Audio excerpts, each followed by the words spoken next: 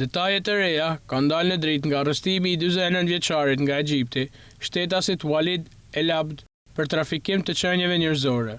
Ai akuzohet se është një nga personat që kishte krijuar një rrjet të gjerë të trafikimit të klandestinëve në rrugë përdorimi si Turqinë, Greqinë, Shqipërinë dhe më pas Italinë dhe vendet e tjera të Bashkimit Evropian.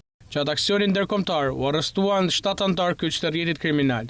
2 në Itali, 1 në Gjermani, 1 në Shqipëri, 1 në Turqi dhe 1 në Oman. Dhe një tjetër urdhër arresti u lëshua për një të dyshuar tashmë në paraburgim në Itali. Hetimet zbuluan se kriminalet mbështeteshin kryesisht nga kapitenët e anijeve egjiptiane për të transportuar emigrantët e parregullt nga Turqia në Itali dhe në Greqi. Emigrantët që kalonin ilegalisht në Europë paguanin deri në 10.000 euro për person për udhëtim.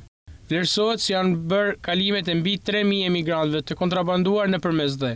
Qarkullimi i rrjetit kriminal mund të vlerësohet të shkojë me 10 milion euro.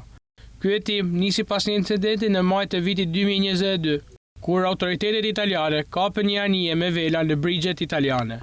Anija e drejtuar nga ekuipazhi egjiptian dyshohet se ishte nisur nga Turqia me 87 emigrantë të parregullt të kombësisë afgane dhe siriane.